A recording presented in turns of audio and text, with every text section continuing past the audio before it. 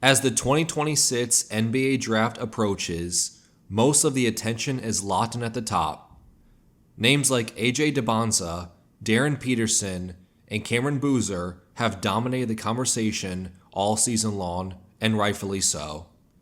They've produced, met expectations, and in some cases, they've exceeded them. But this class is being called one of the deepest we've seen in years, and when that's the case, real value is often found beyond the obvious names. So the question becomes, who are we not talking about enough? One name that continues to quietly sit in that conversation is Nate Ament. The 6'10" freshman forward at Tennessee is one of the most fascinating evaluations in this entire draft class. Not because of what he is right now, but because of what he could become. Coming into this season, expectations for Ament were sky high. He was widely projected as a top 5 pick thanks to his rare combination of size, skill, and perimeter ability. But once the season started, things didn't go exactly as planned. Tennessee struggled to meet expectations early, and Ament's production, especially his efficiency, took a hit. Suddenly, the conversation shifted. Instead of talking about what he could become, people started focused on what he wasn't doing. But that kind of evaluation can be short-sighted, especially when you're dealing with a young player in a high-usage role. Ament wasn't brought into Tennessee to play a limited role. He was asked to create, to score, to take responsibility early. And with that comes inefficiency. When you look at players who struggled early in college, but later translated as shooters or scorers at the NBA level, there are usually a few common threads. They were young, they carried a high offensive burden, and they took a high volume of difficult shots. Ament checks all 3 of those boxes. And then, the season started to shift. After a slow start to his freshman year, Ament found his rhythm during SEC play, specifically in a stretch between January 13th against Texas A&M and February 18th against Oklahoma. Over that span, he played 10 games, 5 of them against NCAA tournament level competition, and averaged 23 points and 6 rebounds per game. That stretch matters because it shows growth, not just flashes. It shows adjustment, not just talent.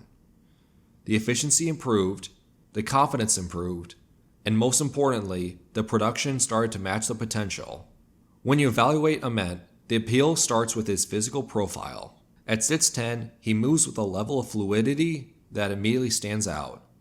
He runs the floor well, handles the ball comfortably in space, and has the coordination to operate like a much smaller player. Offensively, he's a face-up scorer who can attack defenders off the dribble, create separation in the mid-range, and he rises over contests with a high release point. That mid-range game is a major part of his identity right now. And while that can answer questions in today's NBA, it's also worth noting that players like Jason Tatum and Jaylen Brown leaned heavily into that area early in their development before expanding their efficiency and shot profiles at the Nets level. One of the biggest areas for growth is physical development. Ament has added weight, but he's still adjusting to the physicality of high-level college basketball. At times, contact can knock him off his path, and finishing through defenders remains inconsistent. But what's encouraging is that he doesn't avoid contact, he seeks it out. He gets to the free throw line frequently, averaging over 7 attempts per game, which shows both aggression and a willingness to play through physical defenses. As a ball handler, Ament is smooth, but still developing. He has flashes of real playmaking ability, especially when he's able to see over defenders and make reads out of drives. But the consistency isn't there yet. Turnovers can creep in, and his handle will need to tighten up if he's going to take on more responsibility at the Nets level. Still, the important part is that the flashes exist and they're teachable.